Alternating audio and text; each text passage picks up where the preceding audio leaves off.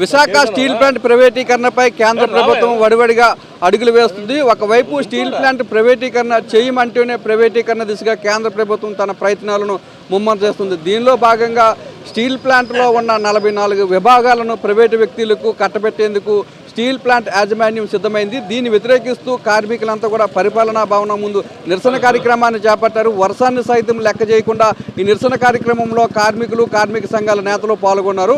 కేంద్ర ప్రభుత్వం అనుసరిస్తున్న విధానాల మీద రాష్ట్రంలో ఉన్న కూటమి ప్రభుత్వం స్టీల్ ప్లాంట్కి చేస్తున్న ద్రోహం మీద మనతో మాట్లాడేందుకు కార్మిక సంఘాల నేతలు ఉన్నారు. సార్ చెప్పండి, ఇప్పుడు ఉన్న పలంగా 44 విభాగాలను ప్రైవేటు వ్యక్తుల చేతిలో పెట్టడాన్ని ఏ విధంగా చూస్తారు మీరు? విశాఖపట్నం స్టీల్ ప్లాంటు ప్రైవేటీకరణకు వ్యతిరేకంగా 1650 రోజుల నుంచి ఉద్యమం నడుస్తూ ఉంది.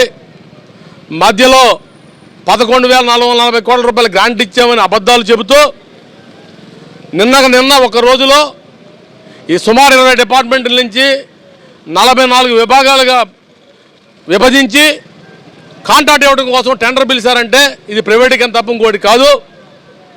ప్రైవేటీకరణ లేదని చెప్పేసి కూటమి నేతలు చెప్తా ఉన్నారు. రెండో పక్క ప్రైవేటీకరణ దిశగా ప్రతిరోజు అడుగులు వేసుకుంటూ కేంద్ర ప్రభుత్వం పోతూ ఉంది. 15,000 మంది కాంట్రాక్ట్ కార్మికుల ప్లేస్లో ఈరోజు 5,000 మందిని తొలగించింది. 20,000 మంది పర్మనెంట్ ఉద్యోగుల ప్లేస్లో 10,000 మందిని తీసుకొచ్చింది. ఇప్పుడు మ్యాన్ పవర్ లేదని చెప్పేసి కాంట్రాక్టులకు ఇచ్చి ఢిల్లీ నుంచి కాంట్రాక్టులు నియమించబోతూ ఉంది. ఇతర రాష్ట్రాల నుంచి ఉద్యోగులు తేబోతూ ఉన్నారు.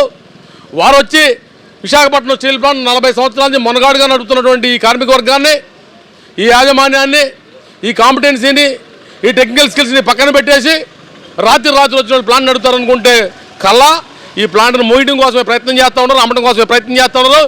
వాళ్ళకి కావాల్సిన మిషన్లు కాదు, వాళ్ళకి కావాల్సిన 20,000 ఎకరాల భూమి విశాఖపట్నం కాస్మోపాలిటన్ సిటీ మధ్యలో భూమిని కొట్టేయడం కోసం చేసేలో భాగమే అని చెప్పేసి మేము భావిస్తూ ఉన్నాం. దాన్ని వెనక్కి తీసుకోవాలని చెప్పేసి ధర్నా కొనసాగుతుంది. సార్, ఇప్పుడు రాష్ట్రంలో ఉన్న కూటమి నేతలు స్టీల్ ప్లాంట్ ప్రైవేటీకరణ జరగదు అని చెప్తున్నారు. కానీ ఇక్కడ పరిస్థితిని చూస్తే ఉన్న విభాగాలను ప్రైవేట్ వ్యక్తుల చేతిలో పెడుతున్నారు. దీన్ని ఏ విధంగా చూస్తారు?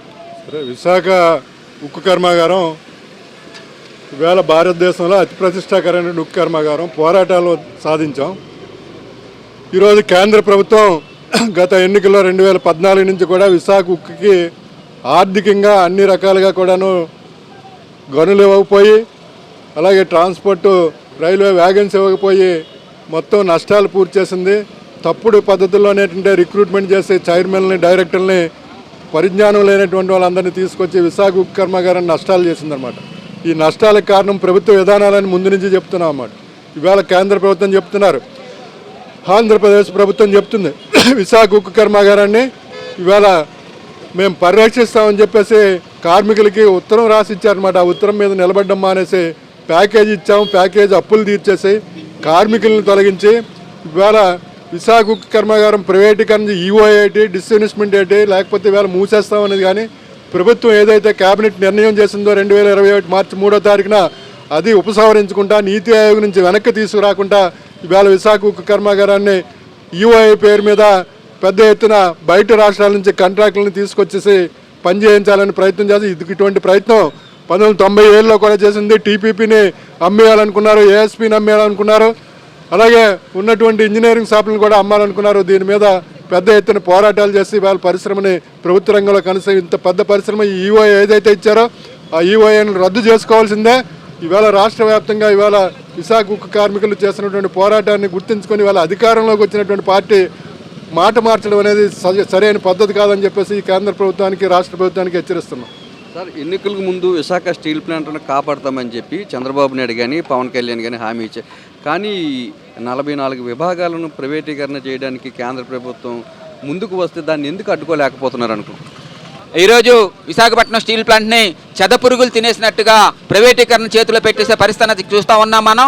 ఈరోజు మన కేంద్ర ప్రభుత్వం విశాఖపట్నం స్టీల్ ప్లాంట్లో కార్మికులు ఎక్కువగా ఉన్నారని చెప్పి ఒక తప్పుడు ప్రచారం చేశారు. కార్మికులు ఎక్కువగా ఉన్నట్టయితే కార్మికులు తీసేశారు. 5,000 మందిని తీసేసిన స్థానంలో బయట రాష్ట్రాల నుంచి తీసుకొచ్చి ఈరోజు కార్మికులు ఎందుకు నియమిస్తున్నారని చెప్పి మేము అడుగుతా ఉన్నాం.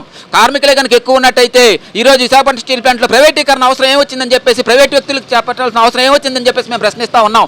కాబట్టి ఈ కూటమి ప్రభుత్వం ఏదైతే చెప్పిందో విశాఖపట్నం స్టీల్ ప్లాంట్ కాపాడుతామని చెప్పేసి అదే నిజం నిజమైనట్టయితే, ఈ కూటమి ప్రభుత్వానికి చిత్తశుద్ధి ఉన్నట్టయితే తక్షణమే ఈఓఎల్ రద్దు చేసుకునే విధంగా కేంద్ర ప్రభుత్వం ఒత్తిడి తీసుకురావాలి. విశాఖపట్నం స్టీల్ ప్లాంట్ని ఇప్పటికి నిన్నే Visakhapatnam steel plant raw material లేదని చెప్పేసి ఉత్పత్తి తగ్గించుకున్నారు. మేము చెప్తా ఉన్నాం, సామర్థ్యానికి తగ్గట్టుగా మీరు ఉత్పత్తి చేయడానికి మేము సిద్ధంగా ఉన్నాం, మీరు రా మెటీరియల్ కేటాయించండి అని చెప్తున్నప్పుడు కూడా ఈ రోజు కూడా రా మెటీరియల్ కేటాయించే పరిస్థితి అన్నది లేదు.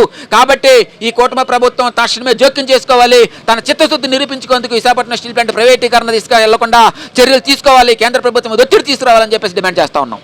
44 విభాగాలను ప్రైవేటు వ్యక్తుల చేతుల్లో పెట్టడం అంటే విశాఖ స్టీల్ ప్లాంట్ నిర్వీర్యం చేసే కుట్ర జరుగుతుందని, ఎన్నికలకు ముందు విశాఖ స్టీల్ ప్లాంట్ను కాపాడదామని చెప్పిన చంద్రబాబు నాయుడు, పవన్ కళ్యాణ్ కేంద్ర ప్రభుత్వం మీద ఒత్తిడి తెచ్చి స్టీల్ ప్లాంట్ను కాపాడాలని, అలాగే కేంద్ర ప్రభుత్వం ఏదైతే ఒక నిర్ణయం తీసుకుందో ఈ 44 విభాగాలను ప్రైవేటు వ్యక్తుల చేతుల్లో పెట్టాలని, ఆ నిర్ణయాన్ని వెంటనే ఉపసంహరించుకోవాలని చెప్పి ఈ కార్మికులంతా కూడా డిమాండ్ చేస్తున్నారు. కెమెరామెన్ అప్పలరాజుతో నాయుడు, స్టీల్ ప్లాంట్ నుంచి. విశాఖ స్టీల్ ప్లాంట్లో కీలకమైన 44 విభాగాలను ప్రైవేటు వ్యక్తుల చేతిలో పెట్టాలని స్టీల్ యాజమాన్యం తీసుకున్న నిర్ణయాన్ని వ్యతిరేకిస్తూ స్టీల్ ప్లాంట్ కార్మికులు పరిపాలనా భవనం ముందు నిరసన కార్యక్రమాన్ని చేపట్టారు. వర్షాన్ని సైతం లెక్క చేయకుండా కార్మికులు భారీ సంఖ్యలో రోడ్డు మీద బైఠాయించారు. ఇంకా ఈ నిరసన కార్యక్రమానికి సంబంధించిన మరిన్ని విషయాలు మనతో మాట్లాడడానికి స్టీల్ ప్లాంట్ కార్మిక సంఘాల నేతలు ఉన్నారు. సార్, ఒకవైపు స్టీల్ ప్లాంట్ను ప్రైవేటీకరణ చేయమని చెప్తున్నారు, కానీ మరోవైపు స్టీల్ ప్లాంట్ ప్రైవేటీకరణ చేసే దిశగా అడుగులు వేస్తున్నారు. దీన్ని కాపాడదామన్న కూటమి నేతలు ఎక్కడా కూడా నోరు మెదపడం లేదు. దీన్ని ఏ విధంగా చూస్తారు మీరు? కూటమి నేతలు పచ్చి అబద్ధాలు మాట్లాడుతున్నారు. రాష్ట్రంలో ఉన్న ఎన్డీఏ కూటమి చంద్రబాబు నాయుడు గారు కానీ, పవన్ కళ్యాణ్ గారు కానీ, లోకేష్ గారు కానీ స్టీల్ ప్లాంట్ ప్రైవేటీకరణ చేయని అంటున్నారు. కానీ కేంద్ర మంత్రి ఇప్పుడు ప్రస్తుతం పార్లమెంటు వర్షాకాల సమావేశం జరుగుతుంటే ఆ సమావేశంలో పార్లమెంటు సాక్షిగా విశాఖపట్నం స్టీల్ ప్లాంట్ 100% అమ్మడానికి ఏ నిర్ణయం తీసుకున్నామో ఆ నిర్ణయం కట్టుబడి ఉన్నాము, ఇంకా వెనక్కి వెళ్ళలేదని చెప్పి ప్రకటన చేశారు. ఆ ప్రకటన చేసినప్పుడు మరి రాష్ట్ర ప్రభుత్వం ఏం చేస్తుందని అడుగుతున్నాం మేము. ఆ ప్రకటన వెంటనే విరమించుకోవాలి. ఏదైతే క్యాబినెట్ 21వ సంవత్సరంలో 2021 జనవరి 27వ తారీఖున ఏదైతే నిర్ణయం తీసుకున్నారో 100% అమ్ముతామని విశాఖపట్నం స్టీల్ ప్లాంట్ని, ఆ నిర్ణయం వెనక్కి తీసుకోవాలని చెప్పి మేము 5 సంవత్సరాలుగా డిమాండ్ చేస్తూ పెద్ద ఎత్తున ఆందోళన చేస్తున్నప్పటికీ ఎన్నికల ముందు కూటమి ప్రభుత్వం ఈ స్టీల్ ప్లాంట్ కాపాడుతున్నామని చెప్తున్నారు. కానీ ఇదంతా పచ్చి మోసం. ఇది వాళ్ళు ఈ స్టీల్ ప్లాంట్ ఉద్యమాన్ని వాళ్ళు ఉపయోగించుకొని 2 జిల్లాల్లో కూడా విశాఖపట్నం కానీ ప్రతి మీటింగ్లో కూడా చంద్రబాబు చెప్తున్నారు. విశాఖపట్నం జిల్లాలో 95,000 మెజార్టీ వచ్చింది, 90,000 మెజార్టీ భీములు వచ్చింది, 85,000 మెజార్టీ పెందుర్తి వచ్చిందంటే అది కార్మికులు విశాఖ ఉక్కు ఉద్యమం ద్వారాగానే వాళ్ళు ఇంత భారీ మెజార్టీ గెలిచారంటే నమ్మకంతో ఓట్లు వేశారు ఉక్కు కార్మికులు కానీ, నిర్వాసితులు కానీ. కానీ వాళ్ళు ఒమ్మేసేసే విధంగా వాళ్ళు ప్యాకేజీ పెట్టి సుమారు 4,000 మంది పర్మనెంట్ కార్మికులు వేరే బయటకు పంపిస్తున్నారు.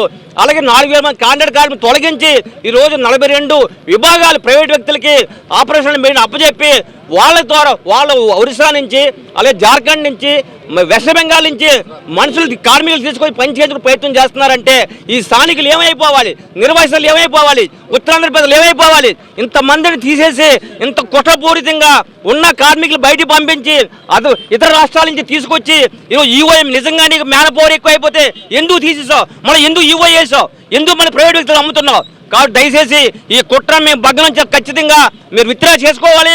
42 విభాగాలు కూడా ఈఓ ఇచ్చారు. ఆ ఈఓని రద్దు చేసుకున్న వరకు మా పోరాటం ఆగదు.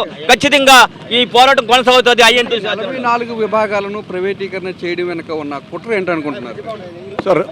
ఒకటండి, మీడియా సాక్షిగా చెప్తున్నాం. మేము 2021 జనవరిలో స్టార్ట్ అయినటువంటి 4.5 సంవత్సరాలుగా మేము పోరాటం చేస్తున్నాం.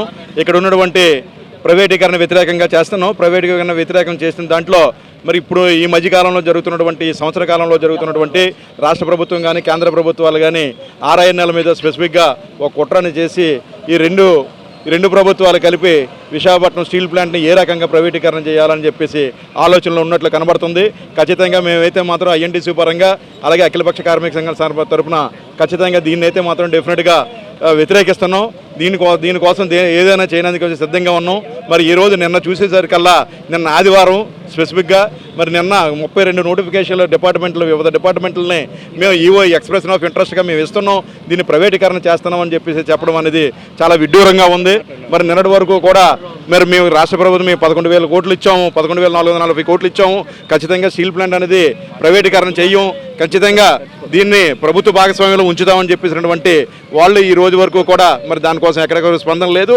అలాగే ఇప్పుడు మాకు రావాల్సినటువంటి వేతన బకాయిలు కానీ, అలాగే నెల నెల మేము అంత కష్టపడి 120 యావరేజ్ తీసుకొస్తున్నా, 6.3 యావరేజ్ తీసుకొని వస్తున్నా. మరి ఈ రోజు వరకు కూడా మాకు టైం టు టైం బకాయిలు కానీ, మరి హెచ్ఆర్ఏ కానీ ఇవన్నీ కూడా మాకు రావట్లేదు. ఖచ్చితంగా ఇదైతే మాత్రం రాష్ట్ర ప్రభుత్వం కానీ కేంద్ర ప్రభుత్వం జోక్యం చేసుకొని మరి మేనేజ్మెంట్కి చెప్పాల్సిన అవసరం ఉందని చెప్పేసి ఈ సమావేశపూర్వకంగా మీడియా సమావేశం పూర్వకంగా తెలియజేస్తున్న సోదరులు. ఏ విధంగా మీ పోరాటం ఉండబోతుంది రానున్న రోజుల్లో స్టీల్ ప్లాంట్ని రక్షించుకోవడం కోసం? మా పోరాటం ఇంకా ఉధృతం చేస్తామండి.